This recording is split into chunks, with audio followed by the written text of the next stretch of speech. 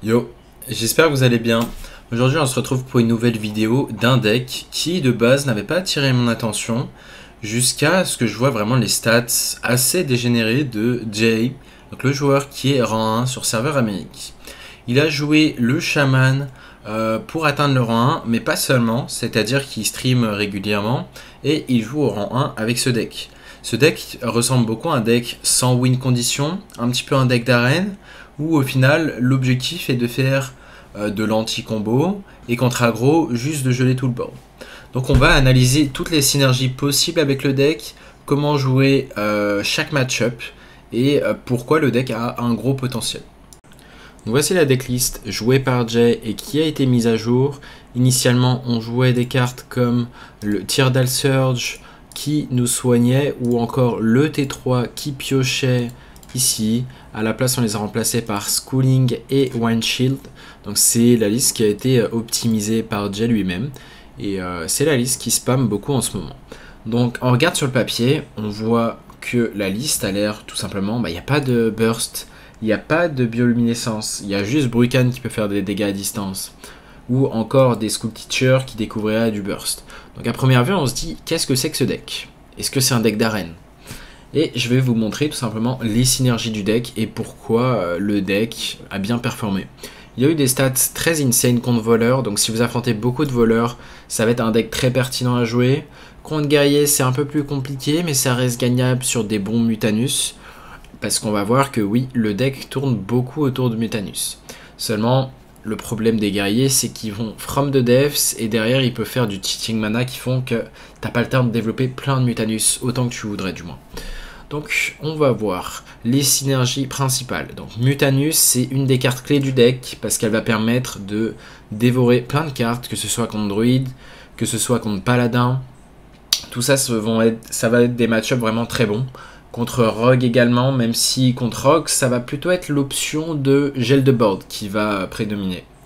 Donc gel de board, qu'est-ce que c'est? On joue le gardien assise qui freeze tout le board et donc qui gagne plus 1 pour chaque serviteur freeze. Derrière, on joue le perroquet, qui est lui aussi une carte clé du deck. Répète les cris de guerre que vous avez joués pendant cette partie. Donc l'idée c'est quoi? C'est contre aggro, comme DH, comme voleur, on va juste faire des Snowfall Guardian into Mako. Derrière, on joue d'autres cartes de tempo en early, que ce soit Caverne, que ce soit le sort à 5 qui met 2-5-4, qui est un nouvel ajout au deck, et qui est très très strong. Hein. Globalement, c'est 10-8 de rush en stats. Et derrière, souvent tu as fait caverne sur 4, tu as de quoi curver en fait avant. Donc c'est pas juste une carte forte du deck, c'était le problème à un moment de Shaman, c'est qu'il y avait des cartes fortes, mais il fallait plus de cartes fortes en fait dans le deck. Le fait d'avoir caverne tout sort à 5 ou juste School Teacher, on a des curves tout simplement. Et maintenant on a encore plus de curves grâce au Clonefish. Vos prochains 2 Murlocs coûtent 2 de moins. Donc l'idée c'est quoi? C'est qu'on joue pas un Shaman Murloc, mais on joue les meilleurs Murlocs, entre guillemets. Le Cookie de Cook, qui équipe une arme 2-3 avec Life Steal, qui va être très fort contre les DH, contre Rogue pour se soigner un petit peu. Ça va soigner globalement de 6, plus 2 si l'adversaire a trade directement dessus. Donc 8 de soins pour 3 de mana, c'est très fort, en plus d'avoir un body et de mettre du dégât. On joue en Murloc le T5 qui va piocher 3 Murlocs. L'idée c'est qu'imagine tu fais pièce Clonefish, derrière tu fais Ravager et je sais pas, Amalgame. Amalgame c'est donc un autre Murloc qu'on joue, c'est de type 2 mais c'est compté comme un Murloc. T'as moyen de faire des tours de tempo très très forts. Imagine pièce, Amalgame et derrière un autre drop 2. Ça m'est arrivé de faire des sorties comme ça contre aggro. Pièce, Clonefish, Amalgame et potentiellement tu découvres un Murloc T2 comme... ce Murloc là qui inflige 2 points de dégâts si tu contrôles un autre Murloc, et là le tour de tempo que tu fais est tout simplement monstrueux. Et ce qui est bien, c'est que l'avantage, c'est que même si ça peut gagner contre aggro ce genre de sortie, c'est que c'est pas la seule win condition, c'est que tu peux juste geler des boards à la fin. Donc vous voyez que c'est pas un plan de jeu all-in, mais tu as quand même ce côté cheating mana qui arrive dans le deck et qui te permet de bullshit grâce au Murloc contre les decks tempo. Et donc comme on a dit, contre les decks contrôle voire combo, on a l'option de faire Mutanus. Donc l'idée c'est qu'on peut faire quoi? On peut faire Bolner, Clonefish, c'est une des principales combos du deck. Derrière, tu peux potentiellement faire Bolner sur tour 2, si tu sais qu'il va pas te gérer, contre Druid par exemple. Derrière tu fais Clonefish, ça va réduire du coup de 4 les deux prochains Murlocs que tu vas jouer. Derrière, si tu joues Amalgame, ben, ça va tout simplement reproc le premier cri de guerre que tu as joué pendant ce tour.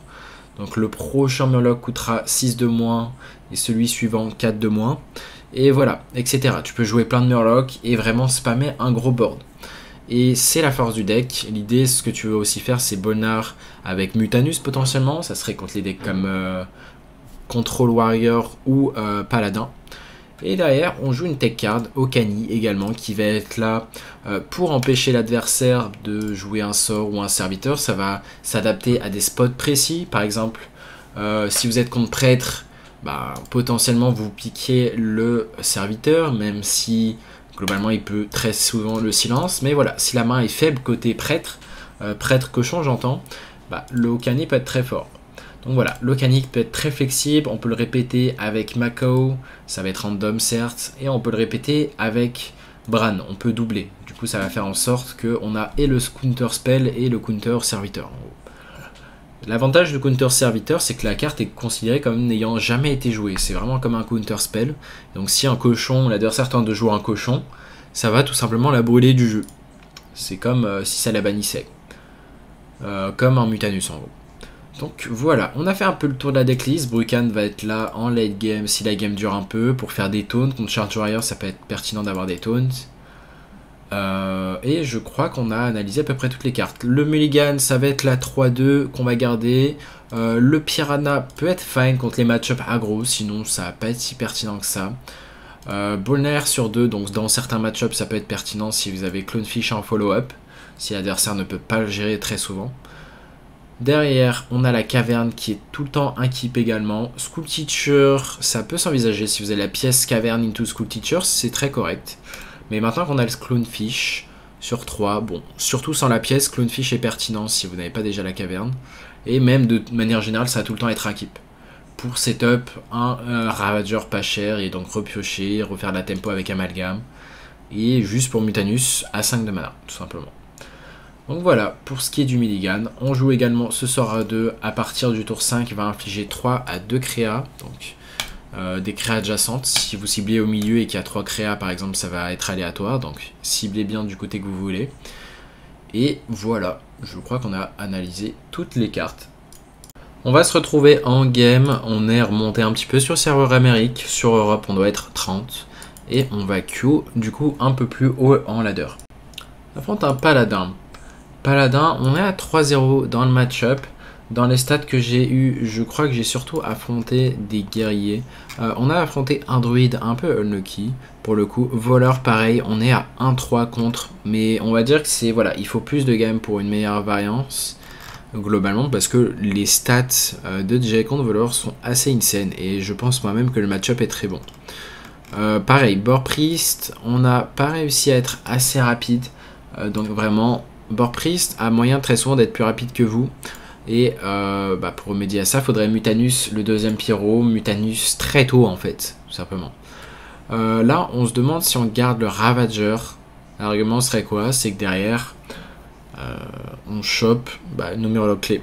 Et je pense que c'est fine, parce qu'on a déjà des très bons keeps à côté. Donc on va garder le T2, on va pièce caverne. Et on aura du follow-up tour 5. Après, ça peut être simplement un voleur.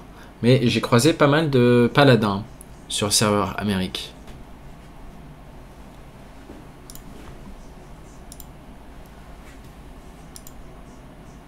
On va un peu augmenter d'ailleurs le son du jeu. Hop. Ouais, c'est bien un voleur. Au moins, c'est bien. On verra en direct si on perd, si c'est vraiment... parce qu'il y a du bullshit. Je sais que la dernière fois que j'ai perdu contre voleur, je crois que c'était à cause de l'amulette à 10 de mana générée par Jackpot. Le schooling va être de temps en temps bien contre des match-up tempo.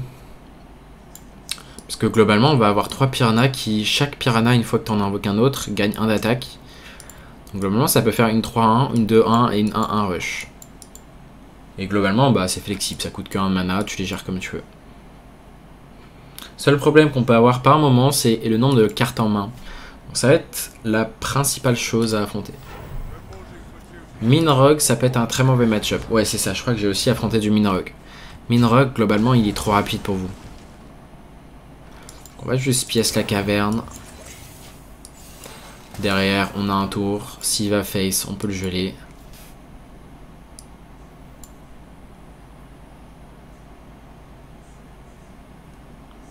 On aurait pu considérer de garder la pièce et de faire juste le clear sur ça, mais ça me paraît un peu trop. Surtout que la caverne, voilà, au moins on l'a joué.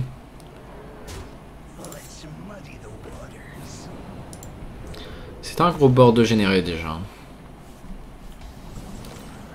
Le board généré est assez gros. On va potentiellement... Est-ce qu'il y a un monde où on fait juste ça sur ça? On tue les deux créas ici. Ça me paraît pas dégueu non plus. Dans le sens, on ferait ça. Et on joue ça. Donc, globalement, on a beaucoup de créas qui contestent ce board. Et on a gardé nos gels. Donc là, prochain tour, on peut faire schooling, 3 créas. Et geler si besoin. Si on n'a pas trop de tempo en face, on peut juste jouer le Ravager.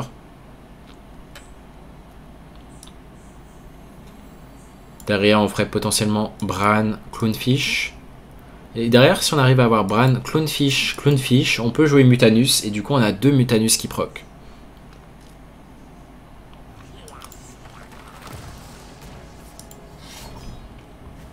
Ok, il va les face ici.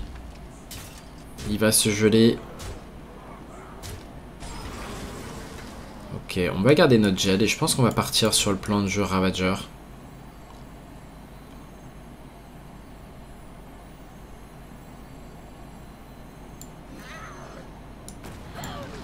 On va entraîner une pour sûr. J'aime bien les face ici. L'argument d'aller face, c'est si l'adversaire a la 6-5 colossale, qui est le meilleur tour qu'il peut faire ici, bah, il rentre pas, il optimise pas les dégâts. Donc vous augmentez vos chances de gagner des PV en allant face dans ce spot, juste en analysant quelle serait la pire chose qui arrive sur le spot.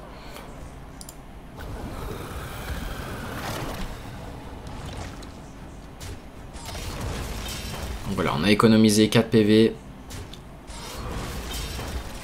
Et si on tue ça, bah on a économisé encore plus de PV. On va réfléchir maintenant au tour. Je pense qu'on n'a pas le choix de geler ça. Peut-être qu'on va double geler et mettre la caverne.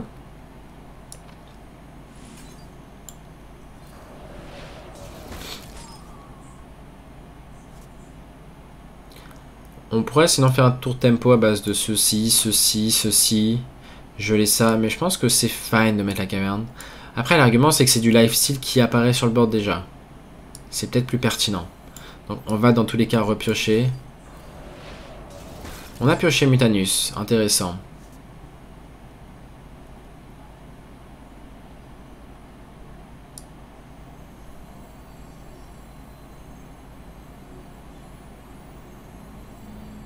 Ouais, je pense qu'on va mettre le lifesteal ici. Je réfléchis juste si on fait le Clownfish ou pas. Je pense que oui. Là, on doit trade ici. Il nous reste quoi? Il nous reste 2 amalgames dans le deck en Murloc. Donc si vous avez les 2 Ravagers, statistiquement, vous n'allez pas piocher beaucoup sur le deuxième. Bon, là, on a encore les 2 amalgames. Mais ça va vous arriver de quasiment pas piocher sur le deuxième. Parce que globalement, on joue combien de Murloc? 1, 2, 3, 4, 5, 6, 7, 8. On joue 8 Murloc. Donc là, ce qu'il nous faut maintenant, c'est les gardiens. Parce que là, on affronte une sortie très énervée, très curvée. Mais ce qu'on n'a pas, c'est les gardiens. Là, on va tenter de le piocher très certainement. En gelant ceci.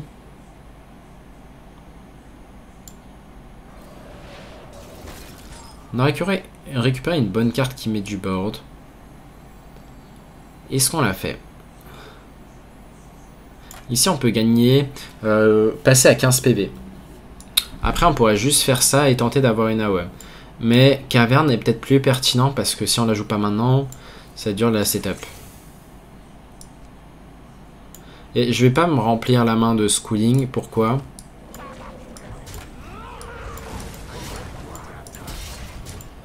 Quel est l'argument de ne pas se remplir la main? Tout simplement que s'il fait scabs. S'il fait scabs, j'ai pas envie de brûler mes cartes, j'ai envie de les récupérer. Car, comme ça, on a un gros tour de Bran potentiellement. Donc voilà, lui qui peut faire sa différence parce que voleur tabasse énormément. Et le fait d'avoir 8 PV en plus, c'est quelque chose. Déjà, on est mathématiquement à 9. S'il a Smite et le sort qui va chercher vaisselle, on est mort. Mais bon, il a 2 cartes à 5 de mana en main. Statistiquement, il y a très peu de chance.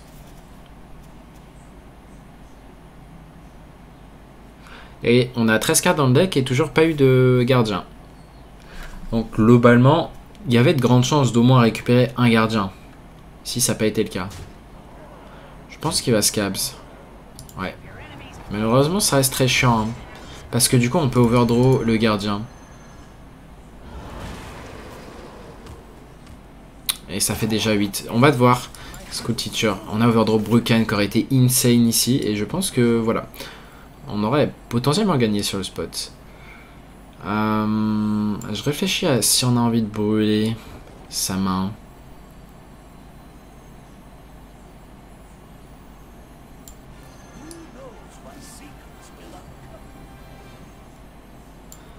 Je pense que Winning Play ça passe par là.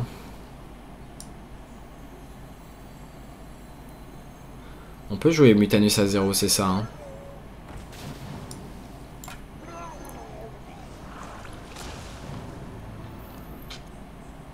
C'est pas une carte qu'on voulait brûler. Krabatoa peut-être. Pas de Krabatoa. Du coup on est mort sur le board, non? Je crois qu'on est mort sur le board, à moins qu'il n'ait pas de serviteur pour tester ça.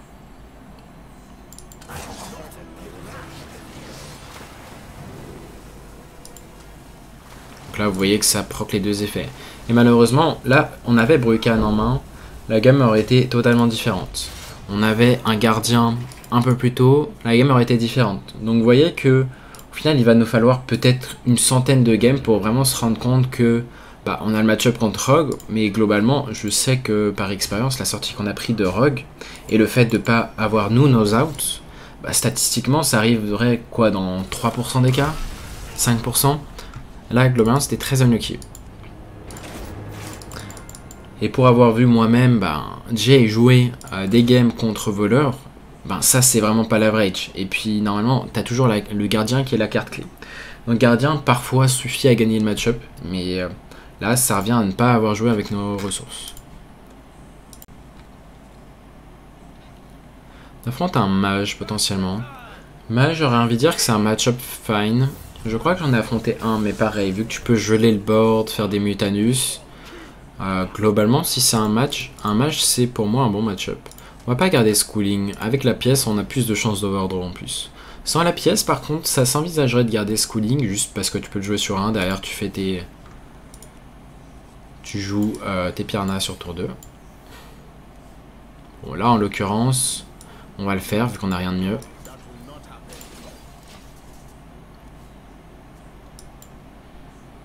On va sans doute essayer de garder la pièce. Tour 2, tour 3, tour 4, avant de trouver quelque chose de mieux.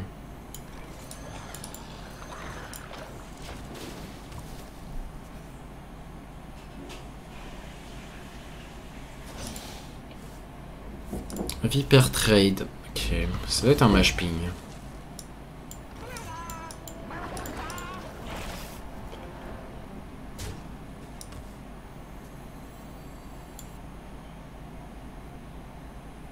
Il a 2 keeps. J'imagine qu'il va jouer la 5-4, qu'il a gardé Sirène potentiellement. Il n'y a pas de 5-4, donc il a juste dû garder Sirène. On va essayer d'avoir potentiellement une AOE sur ça. Est-ce qu'on a eu une AOE? Pas vraiment. Soit du heal, soit de rage. Et chercher une carte au fond du deck peut être très pertinent là. Pour chercher le gardien, sachant qu'on a déjà le Mako. Ouais, c'est bien un keep Sirène et un drop.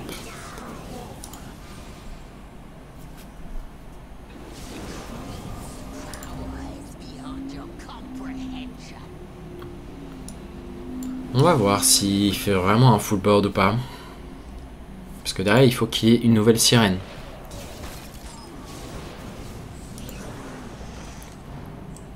Parce que normalement, tour 5, il y a de grandes chances qu'il s'épuise juste la main. C'est rare d'avoir sirène, de partir tour 5 et d'avoir en plus de ça énormément de cartes de pioche.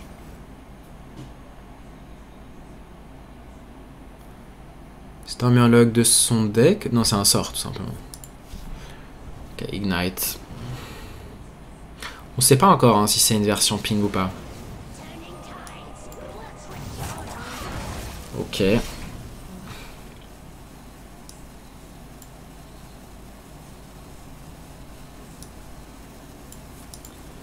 va ping ça. On va juste rusher tranquillement. On va tuer ça. Tuer ça. Je réfléchis même à pièce et tuer une 2-3 ici.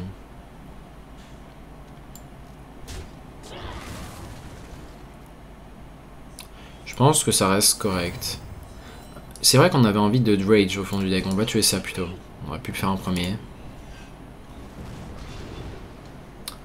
Malheureusement, au fond du deck, on n'a pas le freeze qu'on voulait. Peut-être qu'on reprend ça parce que s'il refait un tour de sirène, on a le trade. Ça me va. Dans tous les cas, on a de quoi piocher. Hein.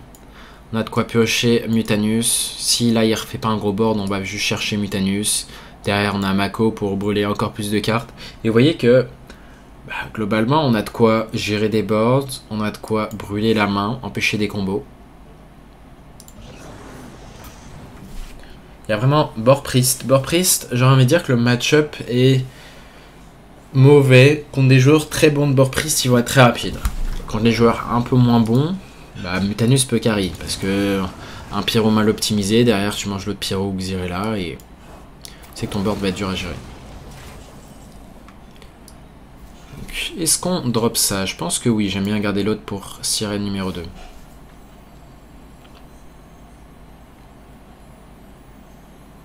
Est-ce qu'il y aura un monde où juste on gère son board? Je pense pas. Hein. Je vais juste tuer ça.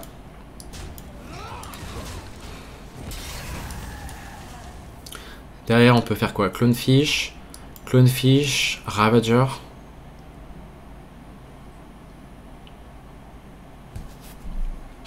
On n'a pas eu le Mutanus. Mais au moins, l'avantage en fait, on pourrait se dire, ouais, la decklist n'est pas forcément trop stable, sauf que on filtre des murlocs du deck. Et le fait de filtrer des murlocs du deck, vous augmentez vos chances de piocher gardien, de piocher Brucan, de piocher des cartes clés tout simplement.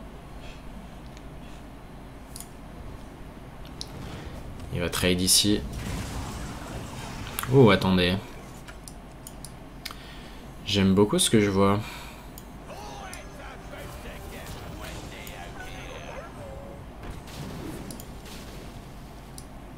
On va piocher des murlocs. On en a que 2 dans le deck, ouais, c'est ça. Là, on voit qu'on peut Mutanus. Je pense qu'on va Amalgam first. Enfin, on va Mutanus first, pardon.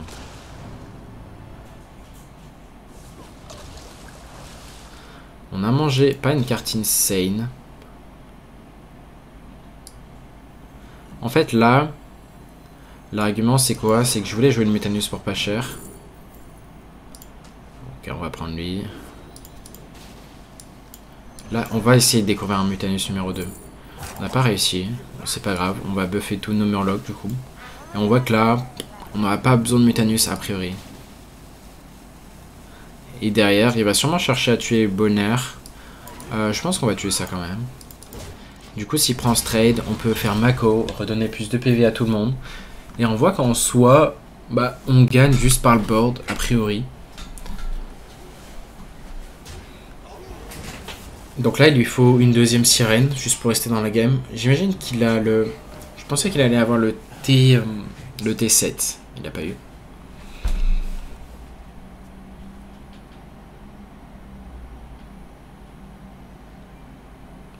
Là, par exemple, le genre de carte qui pourrait clore la gamme, c'est Brucan pour faire 6 de burst, tenter d'avoir des hero power de burst. Et pareil, les gardiens, on les a pas piochés dans un match-up où c'est clé. Il ne reste plus d'amalgame, donc on peut plus découvrir de Mutanus.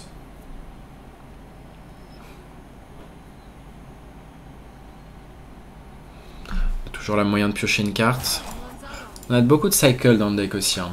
Les 2-3-2 qui sont du cycle. Le one shield est du cycle.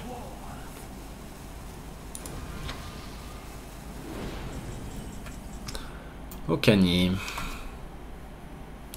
Est-ce que ça peut être pertinent d'Okani ici? Je pense qu'on va commencer par prise. On a finalement pioché le gardien. Est-ce qu'on va prendre un trade?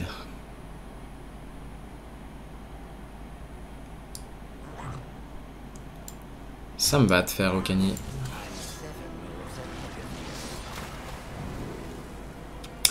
Next serviteur ou next spell? Next serviteur.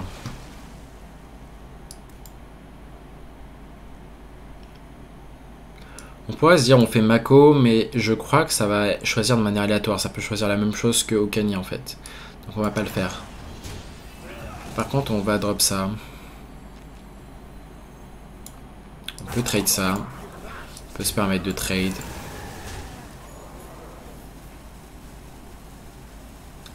Il y a un monde où on drop rien de plus. Pourquoi? L'argument serait de faire le Mako et ensuite gel. Mais je pense qu'on veut vraiment garder ça en tant que gel, numéro 2.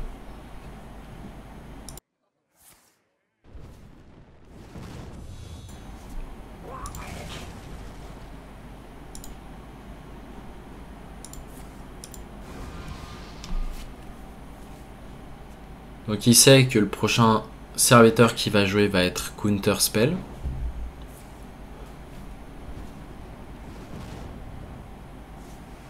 Et du coup là il est pas dans un très bon spot. On a 11, 13, 15 et on a quasiment gagné sur Brukan.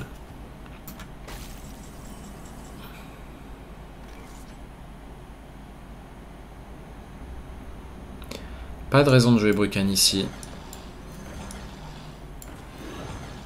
Je vais plutôt choisir de tuer les deux créatures les plus faibles ici.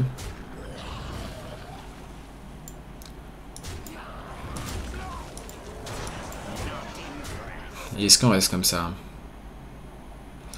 J'imagine que oui.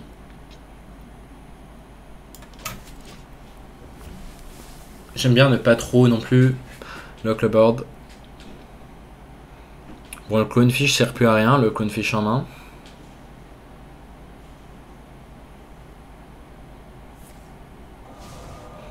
Mais ouais, une fois que tu as passé la première vague de sirène, bah, c'est très dur pour Mage de repartir, tout simplement parce qu'il l'a pas, ou même s'il l'avait, bah, il manque peut-être de sort ou de naga. Voilà, un bon match-up du deck, comme le voleur, en théorie, hein, pour l'instant en pratique, j'ai pas eu encore de bonnes sessions contre voleur. Le druide, j'ai envie de dire que c'est un bon match-up également, paladin, on les détruit. Tous les decks board centriques, on est censé être fine. Pareil, j'ai perdu contre Hunter, mais ça a dû être assez unlucky. Je vais regarder un replay. Ouais, c'est ça. Contre Hunter, j'ai pas eu non plus le gel. Ouais, j'ai une sortie très lente face à une sortie très très curvée de Hunter. Donc globalement, même Hunter, vous allez être devant.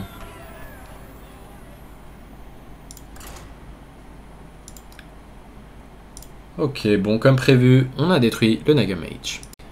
Ok, on se retrouve une game contre guerrier. Pour l'instant, je suis à 1-0, mais j'ai peu de game d'échantillon. Mais au moins, voilà, je sais comment jouer le match-up. Au passage, j'en ai sur serveur Europe. Ne vous fiez pas au petit logo en bas à gauche. On est bien sur serveur NA. Ok. Ravager, est-ce qu'il est clé contre guerrier? J'ai envie de dire qu'il est fine, ouais. C'est peut-être juste pas un guerrier, mais on va partir du principe que c'en est un.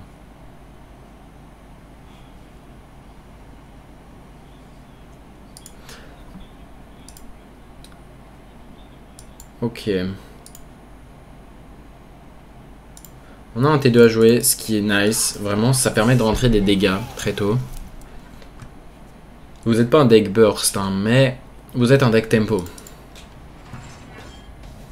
Je crois que le guerrier que j'ai affronté, en plus je l'ai fait concede. On va faire un Hero Power et faire ce One Shield qui vient de lui.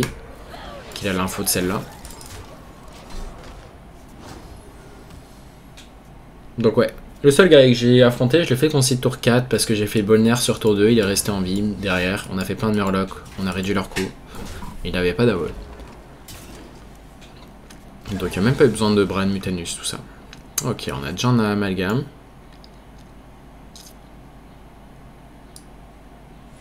Est-ce qu'on gèle encore? Est-ce qu'on peut faire en sorte de ne pas overdraw là? Je suis pas sûr pour être honnête.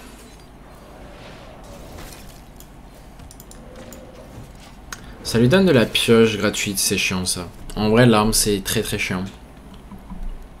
On va devoir faire ça prochain tour.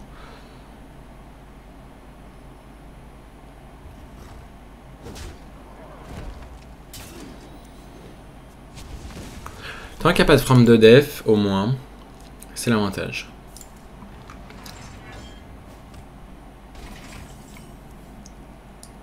Donc ici, j'aime pas trop overdraw, on va juste drop ça. C'est quand même 10 d'attaque sur 5 de mana. Et les stats sont globalement très fortes. Ça peut potentiellement suffire à forcer une AOE à guerrier. On en serait très content. Il aurait dû... Non, il pouvait pas piocher first. Juste un shield slam, ok. On va jouer la deuxième potentiellement. Et forcer... une AOE. Est-ce qu'on a mieux? Bran et Amalgame pour avoir un peu plus d'élèves. Je pense pas, on va juste garder Bran. Il a plus d'armure, il doit retrouver une carte d'armure qui soit le deuxième Frozen Buckler, soit Heavy Plate Hero Power. Il l'a eu. Derrière, Boykan va être très nice. Ok, Clonefish est bien, pourquoi? Parce qu'il nous permet de faire des choses. Je pense qu'on y va maintenant, il vient de lâcher une AOE. On veut faire un tour tempo. Hein. La tempo, c'est une des choses clés du deck.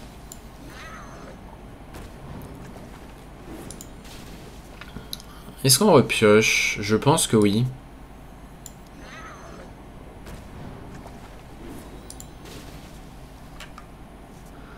On a Mutanus pas cher. Maintenant, en vrai, on pourrait rester comme ça. Et l'idée, c'est quoi? C'est que prochain tour, on fait Bran. Bran, j'aime beaucoup en vrai. Est-ce que c'est correct? Ou est-ce qu'on doit quand même Clonefish maintenant? Comme ça, Mutanus coûte que 1.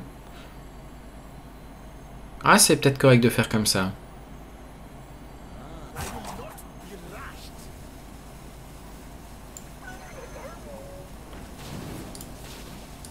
Ça me va.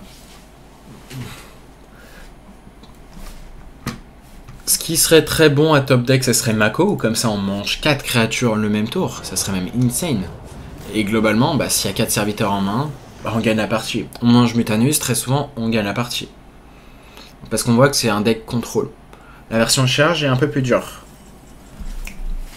Est-ce qu'on pioche? C'est la question.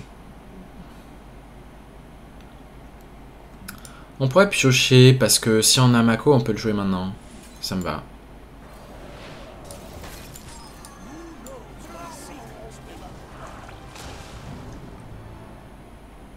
On a mangé le propre Mutanus adverse. Twilight Drake, c'est pas une insane créave à manger. Mais statistiquement, on a de grandes chances de découvrir Mutanus. Dormant, plutôt cette 2-5 ici. Rien de spécial, on va juste prendre le cri de guerre.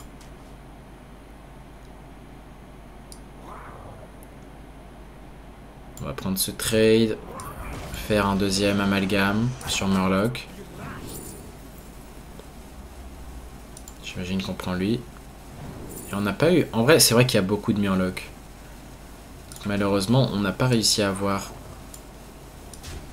Ok, on va face. Trade ça. Bon, on s'en fout du hero power. C'est juste histoire d'avoir du board. Ok.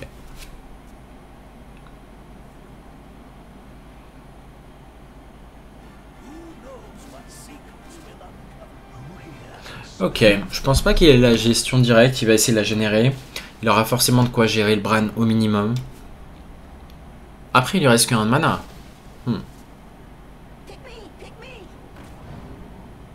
Est-ce qu'il a trouvé une autre AOE? Non. Le Bran reste en vie. Donc Brucan se déclenche 2 fois. Est-ce qu'on va pour un tour de Brucan? C'est la question. Il a lancé Heavy Plate, ok.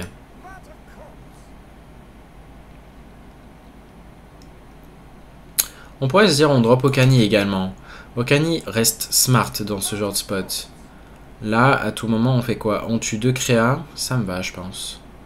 L'argument de tuer 2 créas, vous allez voir. Ça va être de faire ça. Okani, on counter le prochain serviteur et prochain spell. Et là, vraiment, on le ralentit beaucoup. On va ping ça, j'imagine. J'aime bien affaiblir ces 2 créas, garder des créas très strong. Ok.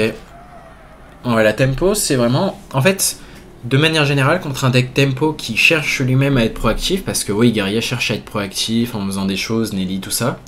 Si toi-même, tu counter... Enfin, tu joues justement tempo... Attendez... Il a vraiment jeté une Nelly comme ça alors qu'il avait un Naga à 1. Pourquoi pas. Bon, 2-0 dans le match-up. Donc oui, si tu forces l'adversaire à réagir et que tu arrives à faire des tours de tempo suffisamment forts, bah derrière, ça veut dire les tours où l'adversaire gère ton board, il n'est pas proactif.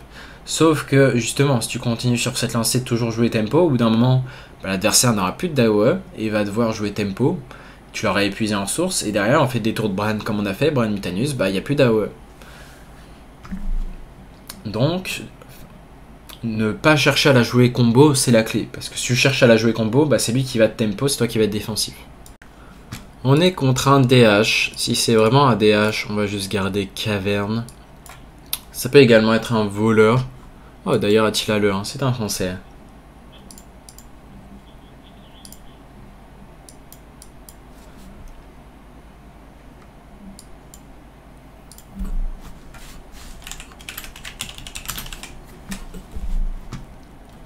Ok, on va juste faire schooling sur tour 1. Derrière, on peut jouer 2 drops sur tour 2. On peut donc gérer cette 1-3 en ayant exactement 3 d'attaque. Et derrière, on va pièce caverne, et tout potentiellement teacher. Et ensuite, tour 5, cook. C'est le plan de jeu initial.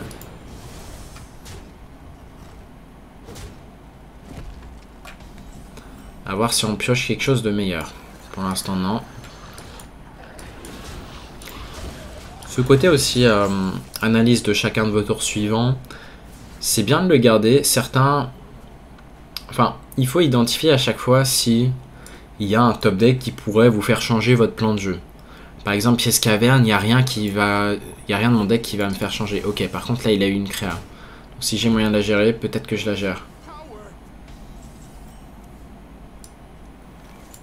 On va juste pièce caverne. Derrière, on a peut-être pioché mieux que Teacher, Clownfish, Coquille. Et si on pioche Amalgame, bah Amalgame. Et dans ce ordre-là, Clownfish, Amalgame, et ensuite on avise. Donc voilà. Là, en fait, ça aide vraiment de savoir quel va être votre plan de jeu en voyant votre main. Et à chaque top deck, vous vous dites, ok, est-ce que ça change mon plan de jeu? Oui, non. Si, non, bah... C'est simple, tu restes sur ton plan de jeu.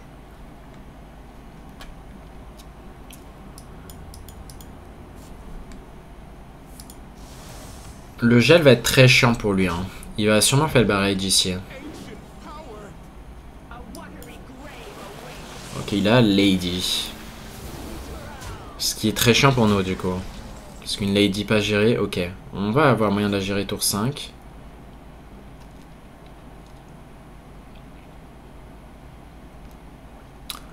Est-ce qu'on fait juste ça? Ou est-ce qu'on se dit on fait Clownfish ceci?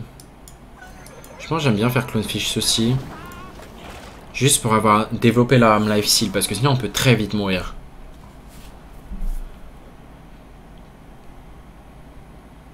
Ce qui serait le plus chiant, ça serait s'il a multi-strike, hero power, il tue la 2-3, derrière fait le barrage, il tue la 2-4.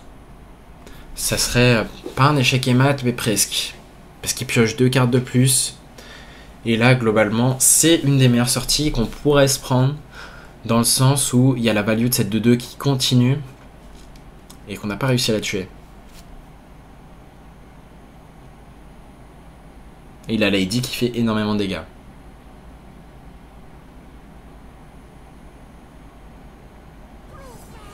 Ah, et Caria sur tour 5. Donc c'était un... C'était un 2 chances sur tout son deck. Enfin, de réduire le coup de Caria. Et il ne fallait pas piocher Xylag. Bon, globalement, on peut partir ici. On n'a pas accès non plus au gel. C'est pas gagnable sur le spot.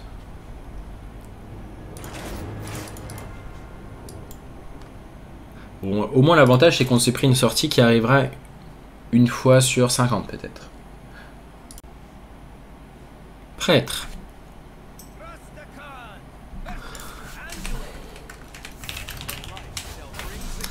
Il ne faut pas s'excuser quand tu bullshit quelqu'un. Parce que toi aussi, tu te prendras du bullshit dans ta vie.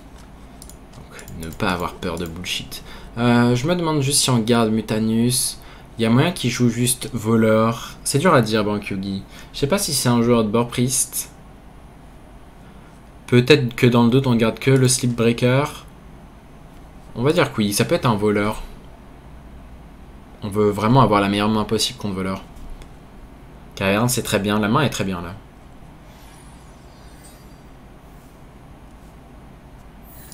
Un prêtre quête. Prêtre quête. Alors, c'est pas le genre de match-up que j'affronte tous les jours. Tout simplement parce qu'il n'y en a pas tant que ça en top et j'en vois pas du tout. Mais j'imagine qu'on veut partir en plan de jeu Mutanus.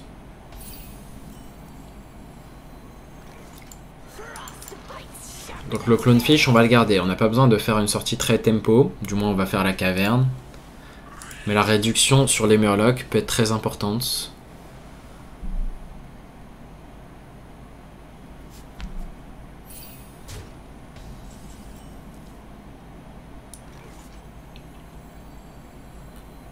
Je pense qu'on pièce caverne. Est-ce qu'on va lieu trade? Je pense que oui. Voilà, on a pu même trade cette 1-3.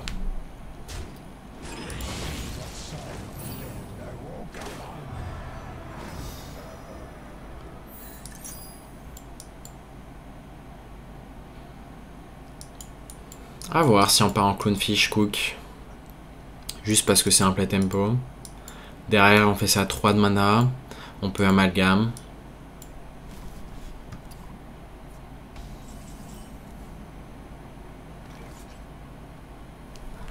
Ok, est-ce qu'on n'irait pas counter le prochain serviteur là?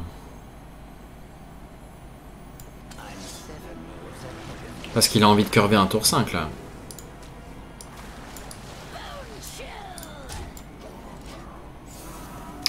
Ça me paraît ok.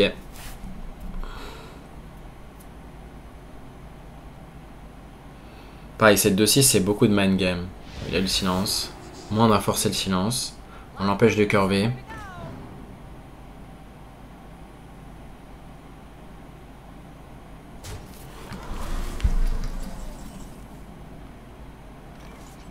Et on va sans doute juste piocher et filtrer deck de nos Murlocs. Je pense qu'on va prendre ce trade.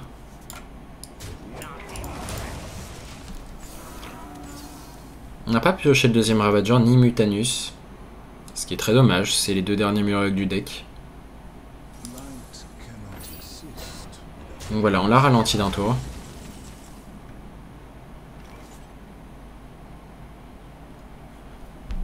On va commencer par geler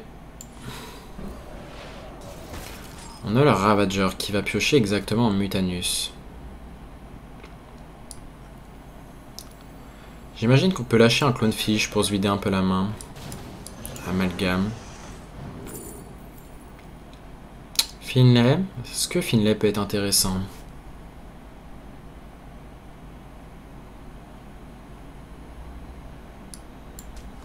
On va dire que oui, parce que les autres sont pas ultra forts.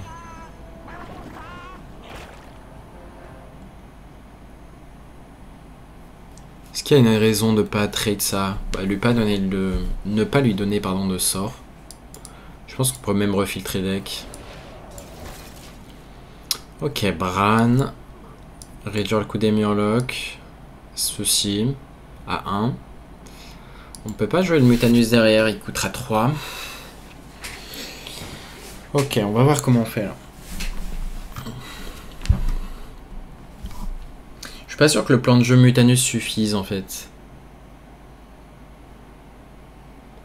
En drop 7, je sais pas s'il y a que Mutanus joué.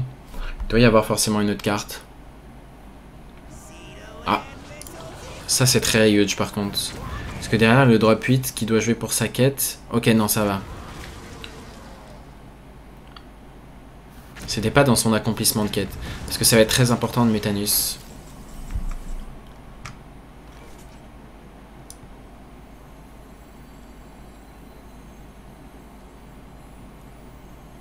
Est-ce qu'on pioche juste ici?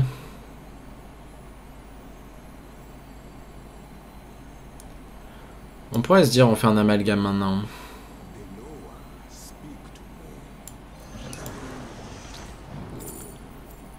La fiche ça peut être pas mal hein.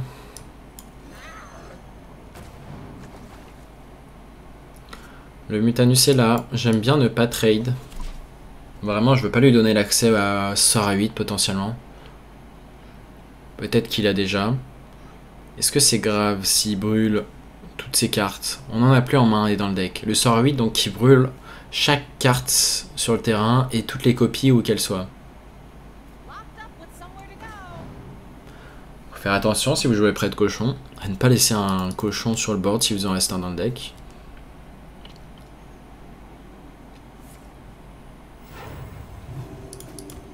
Il cherche un drop 6 depuis tout à l'heure.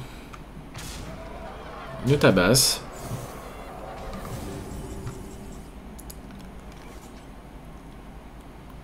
Deux, 4, 8. On peut tuer ça facilement. Je pense que j'aime bien partir en plan de jeu Bran Muta.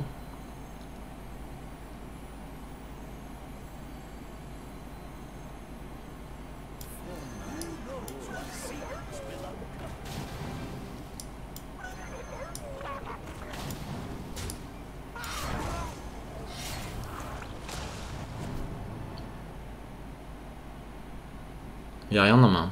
Très bien. Ok, donc c'est une decklist qui joue peu de serviteurs. On a sûrement perdu sur le spot du coup. On prend trop de dégâts en plus. Même si normalement il n'a pas de burst. Donc là avec 6 cartes en main, il n'y avait pas de serviteurs. Ouais, statistiquement, bah soit la liste joue peu de serviteurs dans tous les cas, soit on a eu très peu de chance. Il joue ça dans son deck. Il doit jouer les amulettes aussi. J'ai l'impression que la sortie a été trop forte en face. Peut-être que c'est moi.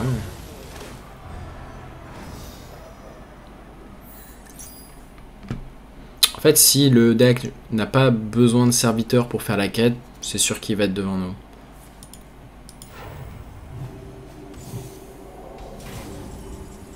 Donc ouais, la gamme me paraît déjà perdue. On peut Mako.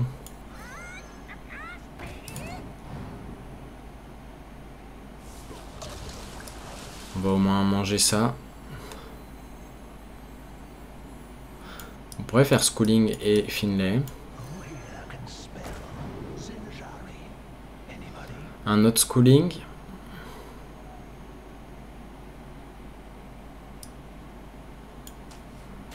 Sans doute.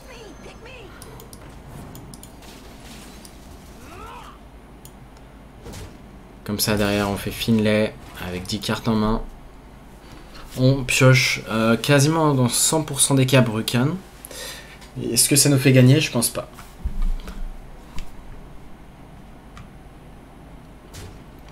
Il va faire là-haut qui brûle nos serviteurs. Du coup, il va brûler Mako, il va brûler la 5-4 du deck, et je pense qu'on peut s'en aller là-dessus. Non, il n'a pas eu.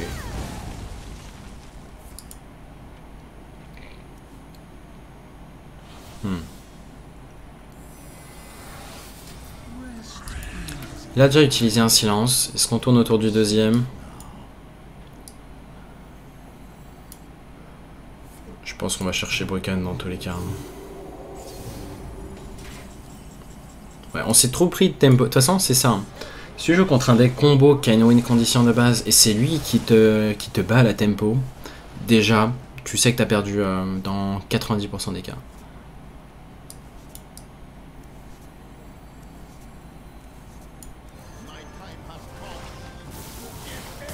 On a encore Bolner dans le deck. On va infliger 6. Est-ce que c'est pertinent d'infliger 6? Pas vraiment. Hein. Juste invoquer des taunts. Et se soigner en vrai. Hein. Et faire une AOE. Quand on en vient à choisir à se soigner contre un prêt de quête qui nous gagnera à la fatigue, c'est qu'on n'est pas dans un bon spot.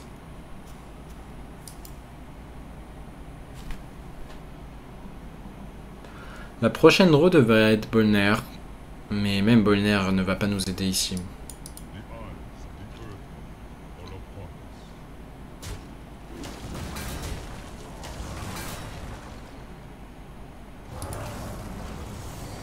Ouais, c'est pas un spot gagnable, je pense qu'on va juste s'en aller ici. Et on va se dire que prêt de quête, c'est le seul que j'aurais affronté en Sangal peut-être, n'est pas un bon match-up. J'en ai encore jamais vu en vraiment top légende sur serveur Europe. On a fait combien de games pour l'instant? On en a fait... attendez, je vais refresh. On a fait une session de 5 games. On va en faire une dernière.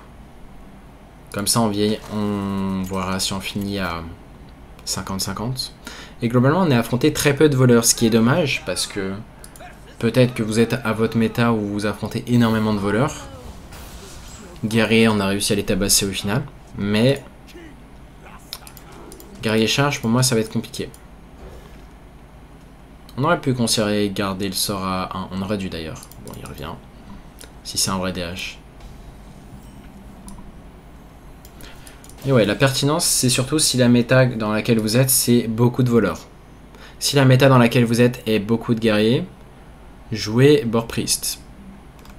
Si vous êtes dans une méta beaucoup de paladins et beaucoup de voleurs, théoriquement, c'est un très bon deck. Est-ce qu'on joue juste ça? Ouais, ça me va de jouer ça. Très souvent, il veut jouer un T2, pièce, une arme ou pièce Hero Power. C'est pour ça que j'ai fait ce play.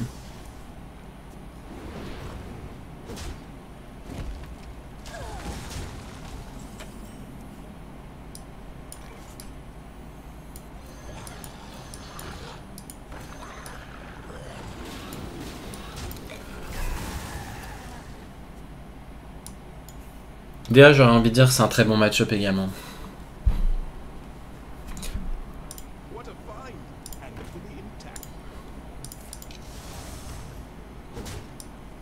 Est-ce qu'on va pas avoir le choix de gérer ça? Parce qu'on sait à quel point c'est fort si on la gère pas.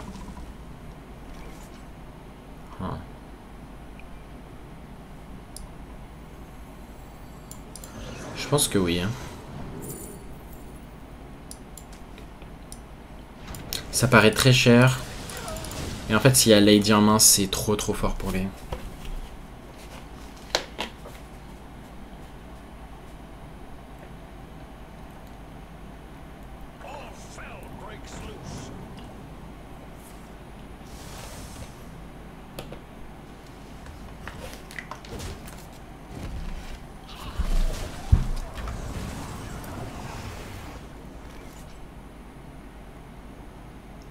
Est-ce On va choisir un mana en plus là. Ça peut paraître pertinent.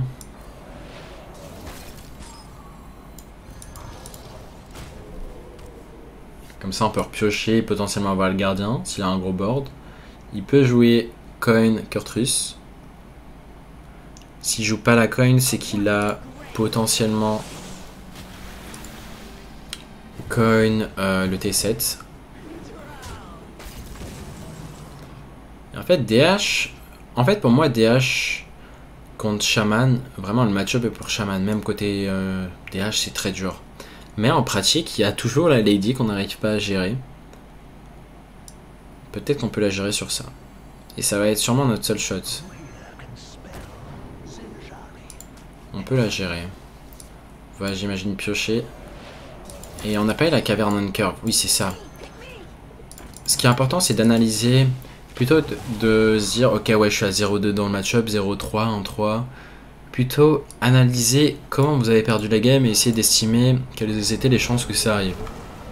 C'est vraiment ce qui va faire que parfois, même dans un match-up où je vais être en 3-10, bah, je sais que avec plus de games de variance, enfin avec plus de games, bah, on avait le match-up ou pas.